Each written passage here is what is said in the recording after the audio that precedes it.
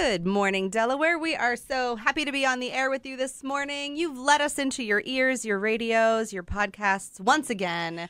And we're always happy. And you bring warmth and sun just like outside. Oh, yeah, exactly. That's Molly Meyers-LaBadie. I'm Nicole Fowles. Mark's on the board this morning. Good morning, Mark. Hello there. Hello. Hello. And our guest this morning is Jane Hawes, Director of Communications for the Delaware County Commissioners. Good morning, Jane. Good morning, Nicole. Good morning, Mark and Molly. Yeah. Jane is fresh off of a multi-hour flight back fresh is not the word. from my new favorite place in the world, next to the library, Italia. Yeah. No, we had a family wedding there and made a 2-week adventure of it. And yeah. I miss so much the food, the people, the bidets. Yeah. They're amazing. But it was like over 90 every single day. Ugh. And they don't believe in air conditioning over there. Nor do they believe in ice. Oh, my goodness. No. So I felt like such a spoiled American. Yeah. Yeah. Didn't you say the water was very small? Yeah. Like oh, my gosh. Yeah, they don't believe in water either. Yeah. You get a shot of water with your dinner if you ask for it and nicely. pay for it. Yeah, very nicely. In Italian. Yeah, exactly. Yeah, so, well, we're happy. This morning, Jane's not only going to be talking about Italy, but she's also going to be talking about The Wall That Heals, Ohio, coming to us this September. It's very near. And so if you have any interest in the Vietnam veteran wall, the history, honoring our veterans, you're going to want to stay tuned for the second half of our show to hear all about this amazing 3/4 recreation. 3/4 scale replica of the wall that's in Washington, D.C. It's amazing. Coming right to your backyard here in Delaware County. So we are so lucky. But as we always do, we're going to start with books. I love books. Amazing. No one told me that. No, sorry. Molly, so have you read something good lately? Oh, I've read a new favorite. Okay. So this comes from, once again, thanks, Mom, Mom's Book Clubs. Aww. And she had to read this book probably a year or so ago and kept saying, Molly, have you read it? Molly, have you read it? This is a Molly book. She loved it, but this was a Molly book, and boy, was it ever. I read The Invisible Life of Addie LaRue by Victoria Schwab. Yay! So this book, it goes through many, many different time periods. Be ready. If you're a note taker like Mom, have your pen out. But really how the story starts is Adeline LaRue is a young girl, and in 1714, she is 3 and 20 and unmarried, and her parents are forcing her to marry. And she is dressed in her wedding dress and realizes she can't do this. She runs into the woods where there is a dark spirit who grants her wish, which is for freedom. Ooh. But we all know that wishes come with a lot of unintended consequences, side effects. Yes, and exactly. this consequence is, though she is free to do whatever she wants, no one can remember her. Oh, I hate that. So she goes home and her parents don't know who she is. No. She That's my travels and every time she's in sight, you know her, you talk to her. If somebody leaves for the bathroom, you come back and you don't know who she is. Oh, wow. And it takes her a while to learn how to live, how to get clothing, how to eat, but she learns to master it. And eventually she ends up sort of in modern society. And she meets someone else, and I'm not going to give you too much because I don't want to spoil this. She meets someone else, though, who's made a deal. Another deal maker. And it seems like their two deals work beautifully together. A mistake has been made by the dark spirit. Ooh. Who always pops back into her life. But I love this story because you're going back and forth, 1714. Today, you're going through World War I, World War II. She's taking you on this adventure, and Addie is just determined not to give in because what the spirit wants is her to say, just take my soul, make it end. But Addie is like, absolutely not. You did not tell me this was going to be, and I will outlast you. Nice. And Addie is just this lovable character who is strong. She's made her mistakes. She doesn't forget what got her there. And everybody read The Invisible Life of Addie LaRue. Outlander fans, we got a little time travel, a little bit of romance. This has definitely got our hearts again. So thanks, Mom, for always making me read those book club books of yours. Right. Because it tends to keep working on out for me. That's so really The neat. Invisible Life of Addie LaRue by V.E. Schwab or Victoria Schwab. That sounds like something I would stay up way too late reading. I did. Yeah. I really, really did. Please join me. Okay. That one's been on my it. list forever, and I've started it and stopped it and started and stopped it. I need a full week. I need to just dig into it and go with it because it just sounds so amazing. And I've only heard amazing things about it. It's wonderful, and it's an easy read. And even if you're not a fantasy person, I think this hits your historical fiction. Like accessible or fantasy. It is very accessible fantasy because it's realistic or historical fiction. It's not all about the fantasy. It's not. You don't have to get rid of all of your suspension of belief. Exactly. Cool. And I'm just seeing we have news on the TV behind us. It's National Book Lovers Day. We should know that. That is the best thing. So, and I brought a book I really love. Wow. That's just perfect. Perfect timing. Thank you, whatever it is that we're watching right now. I wondered why you were looking behind me. Yeah, it's National Book Lovers Day. So go shop local or check out a book from your local library. Jane, you were saying that you've got some tips for traveling with books. Yeah, no, it's like it's a whole strategy. It's a whole thing. Yeah. It's like I have to, and God bless, first it was Kindle, now it's the Libby app that I use on my phone. I've got to have a nonfiction going. I've got to have a fiction, a new fiction to me, but then I also have something that I'm rereading. Because it's like if I don't like one of the others that I just downloaded, it's like it can't mess with my mood. So I go back to something I love. And the one that I always love to travel with, David Sedaris. Yes. The humor writer. Yes. Because he's just like so curious to the world. Yes. You know, and it's like when you're traveling and you start feeling tired and you're missing your bed back home and, all those, the familiar things. It's like reading him reminds me, it's like, no, you can do this. You can be curious about the world. Right. So which David Sedaris did you grab for this trip? This one, I pulled up Calypso. Okay. Yeah. So it's pre-COVID. I've read all of them, but this one was pre-COVID. So it was like, okay. So that was very helpful. Then for my nonfiction I had going, I found this book called The Ugly Renaissance, which was like basically this art historian going back into the history of Italian art, and so sort of getting myself in that frame of mind when I went to some of the art museums, and it was good. It wasn't great, but he was like kind of the backstory. He was obsessed with Michelangelo, who apparently everybody hated him, and some guy like punched him so hard when he was a late teen, but he was already emerging as an artist. Broke his nose, and he was unconscious for a day or something like that. Wow. So he was just obsessed with this one, that it was proof that, it's like, it's not all beautiful, the Renaissance. So I was like, okay, There's punching and got broken the point. noses. Yeah. And then the other one, I had to have just something fluffy and fun, and it was the last book in the Crazy Rich Asians trilogy. Yes. So, and I mean, it's pure brain candy, but it's just what you need when you want to. Nice. Yeah, and they're traveling right along with you, just in kind of. very, and very private jets. Yeah, and lots of jewels and all the drinks they want. Yes, exactly. But yeah, so that, and I just love it with the Libby app, and so many friends of mine who live all around the country, even over in Europe, are using it too. I didn't realize even in Europe they use it. So yeah. So it was like, okay. Well, that's awesome. Yeah. How European of us. Yeah. Or maybe they're following our trends. Maybe, Oh, maybe how go. American We're of them. trendsetters. Yeah, how American. Very nice.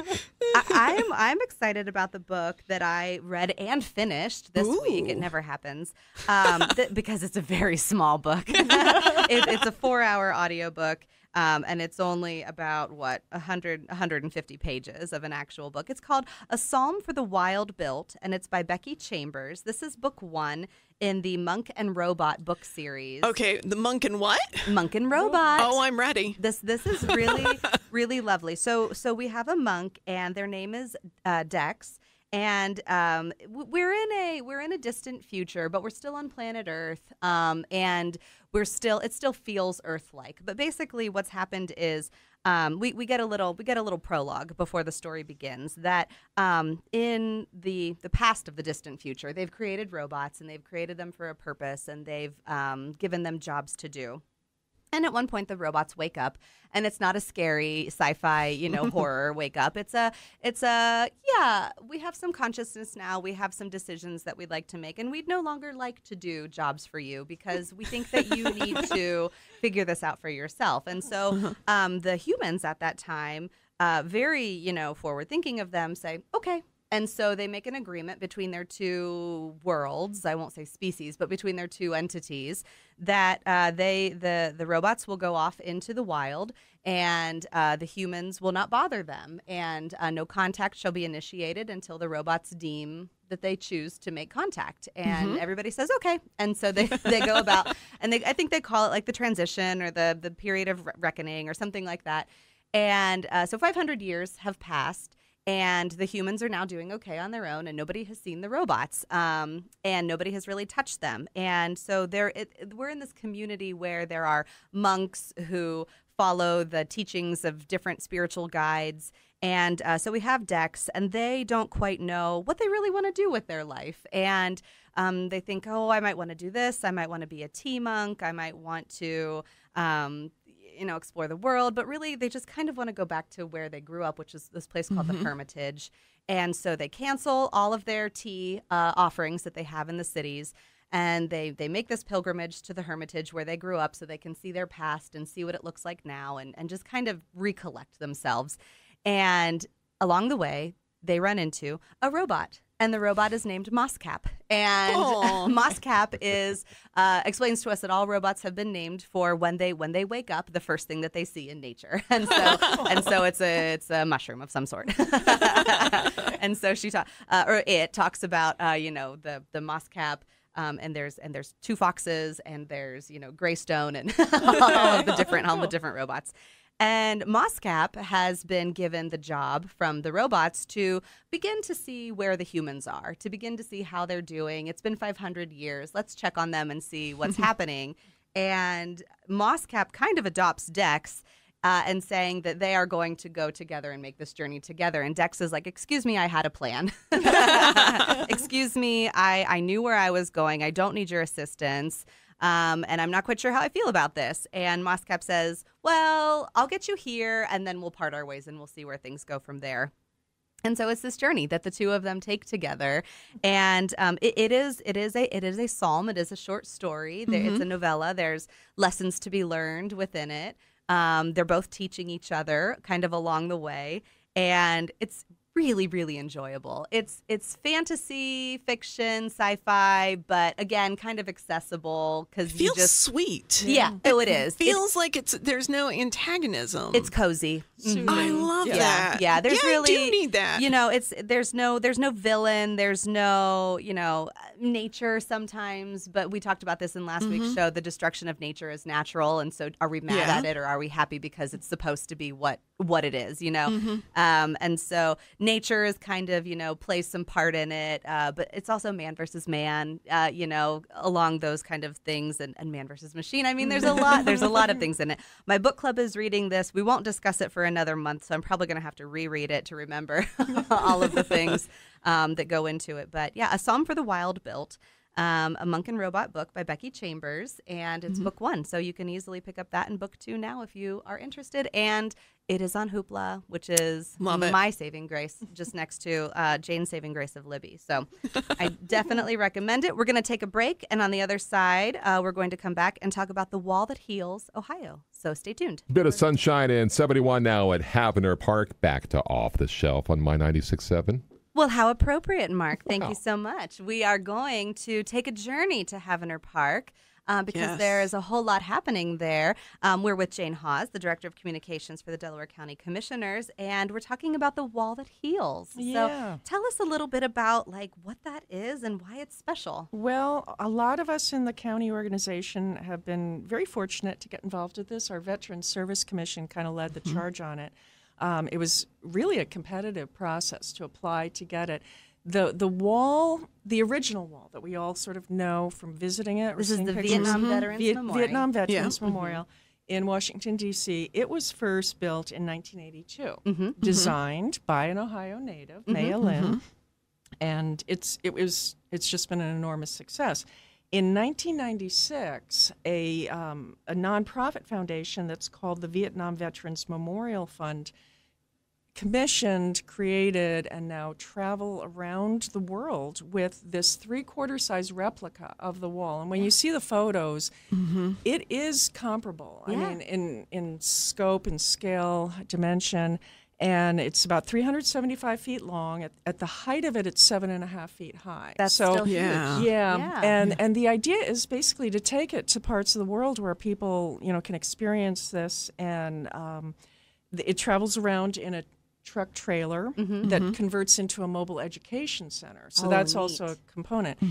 This time, coming to Ohio, it's going to be September, what happens is September 10th, they're going to do an escort parade into Delaware County, starting in Marysville at the Rural King. Okay. It's going to be a lot of motorcycles escorting the truck in, and that's going to probably be pretty intense. It's going to start at 1 p.m. on Tuesday, September 10th. They're going to travel to Havner Park, and then over the next day, the setup begins. And I'm going to make my pitch for volunteers to help with the setup. Yes. But on September 11th, they are going to be doing all the wall setup, and the first sort of shift that people will want to possibly come visit will begin at 8 p.m. that evening. Okay. Then the next day, Thursday, September 12th, is what we are advertising as sort of like it's open. Yeah. It's going to be open and staffed with volunteers for 90 continuous hours until Sunday the 15th at 2 p.m. when they'll have the closing ceremony. And the idea is really to create sort of a very quiet, contemplative space that people can come and really reflect on what this means. And I've kind of been surprised. We have the committee that's doing all the organizing. Easily half of them are Vietnam veterans themselves. And what they tell us is that a lot of people really don't remember or know about the Vietnam War and that whole era in American history. And, it's like, I was young enough to kind of be aware of it at the time, but I can see where, people who are younger than me really may not have been exposed to a lot of it. And folks who, like me, have family who were, who served, served, they don't want to talk about it. Right.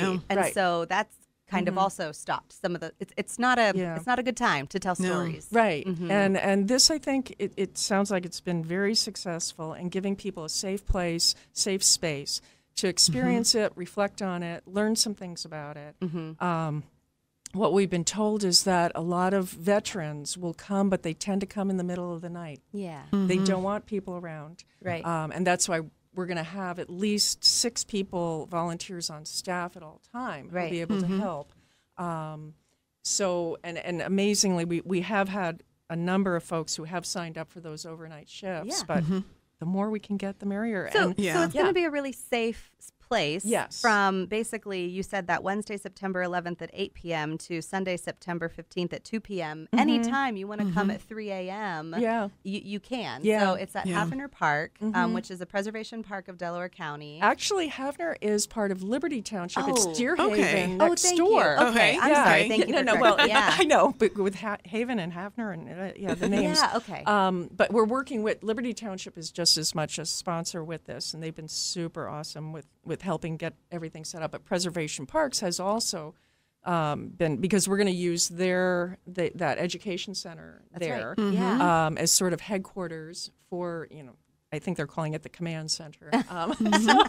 Sure. But that's where, the volunteers will go. We'll have refreshments. We'll have a first aid station, things like that. So you said the pitch for volunteers. Where does someone go if they're hearing this and they're like, I have a couple hours You to can give. follow us on Facebook. We've got a page, The Wall That Heals Ohio. That's the name. Or you can go to our website, which has even more information, thewallthathealsohio.com. And on that page, there is a link if you scroll down to the bottom of the homepage for signing up to volunteer, and it takes you to a Sign Up Genius thing. We need about 75 people for both the setting up of the wall and the breakdown, and we're about, I'd say, almost halfway there. Okay. So the youngest that can volunteer is 13 years old. Okay. But anybody who's under 18 would need to be accompanied by an adult. That makes sense. So, we've got families who are signing up. We have scout troops, that are signing up. So I know my Kiwanis Noon Club here in Delaware County, Okay. we're all trying to get signed up too. And if you're all listening, bonus points. Yay. yeah, no, we're beginning the push now that we're about a month out to really sort of talk to a lot of groups and see who might be interested in signing up to help. So, and you can also, if you have questions and want to reach out to somebody, just info@thewallthathealsohio.com. Send an email to that address and it will get there. The shifts for the volunteers when the visiting time is going, they're 4 hours each. So, things like 12 noon to 4 p.m., 4 p.m. to 8 p.m., that kind of a thing. Sure. And, there are a few that are a little, we'll be looking for more people like during the daytime because already a lot of the schools are planning to bring kids in as a field trip to experience it. So sometimes when I want to volunteer for something that's like this, where you feel like you're kind of a docent, I want to have, a base knowledge. But if I don't have that, am I still okay to sign up? You're okay to sign up. We are having an orientation for the volunteers on Wednesday, September 11th at 6 p.m. So if you've signed up, they're going to, educate you about quite a bit. There's some of those frequently asked questions, Yes. like where are the restrooms or where's the education Some of center? those, Yeah. but even just the historical components, Right. I think. And I think the website that we've created for this also either has the information on it to help people or it has a link to it someplace else. So I don't think anyone's going to expect the volunteers to be experts on this. It's really more just, there to support the folks who come. And you can do the thing with the rubbings just like they do. That's right. Yeah, Yeah, that's a huge If thing. you don't know what Jane's talking about, that's where you take a piece of paper Tissue and paper, a pencil, yeah. and you actually kind of sketch over top Yeah. of where the letters are.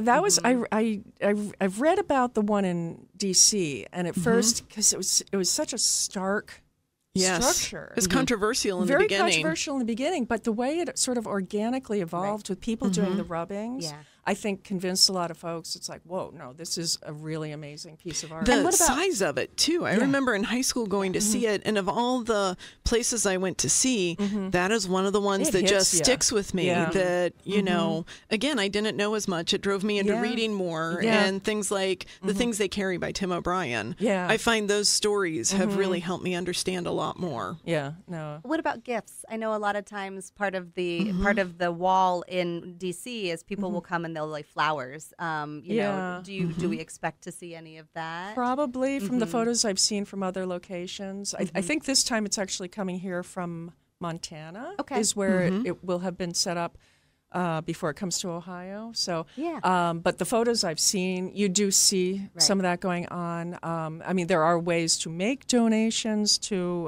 the nonprofit foundation that organizes this. We are accepting in-kind contributions of things, like water and prepackaged food to help out with visitors and volunteers.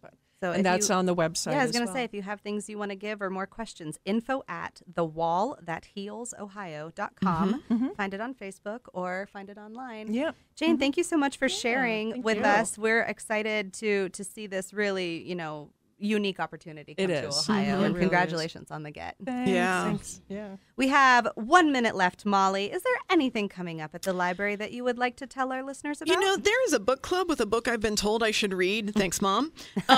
Liberty, their evening book club on August 13th, and you're going to have to help me with the day of the week because you know how good I am at this. That's going to be a Tuesday.